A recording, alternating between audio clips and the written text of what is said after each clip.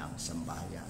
Kaya sabi niya rito, kayo man, sa Ephesians chapter 1 verse 13, kayo man ay napabilang kay Kristo na marinig ninyo ang katotohanan, ang magandang balita kung paano kayo maliligtas.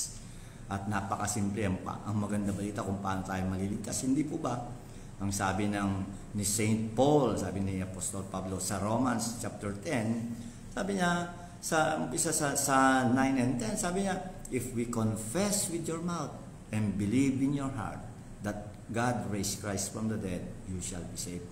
Kung ipapahayag ng iyong mga labi, sabi niya, at maniniwala ka sa iyong puso ng Panginoong Hesus ay muling binuhay ng Diyos mula sa mga patay, sabi niya, maliligtas ka. Praise God.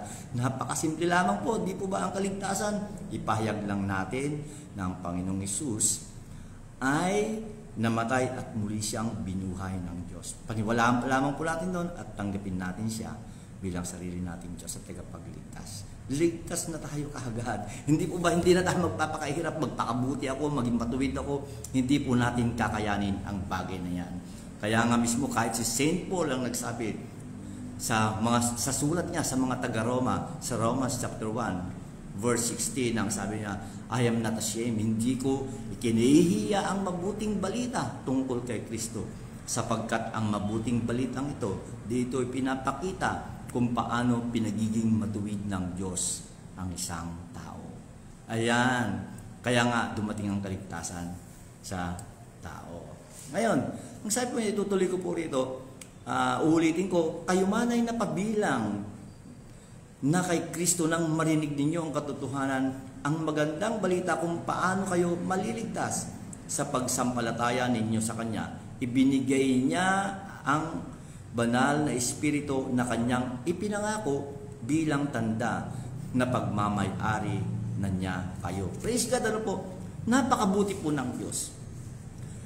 Nung naligtas tayo, nung tinanggap natin si Kristo sa ating puso bilang sarili nating Diyos at tagapagligtas, ipinagkaloob naman ng Diyos ang banal na Espiritu ng Diyos. Mamaya tatalakayin natin, ano ba? Sino ba?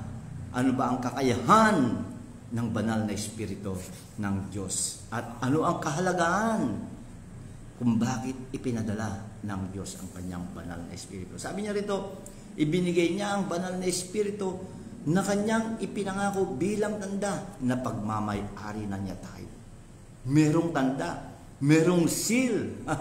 Praise God, hindi po ba? Nilagyan niya tayo ng tanda. Kasi pakikita, oy,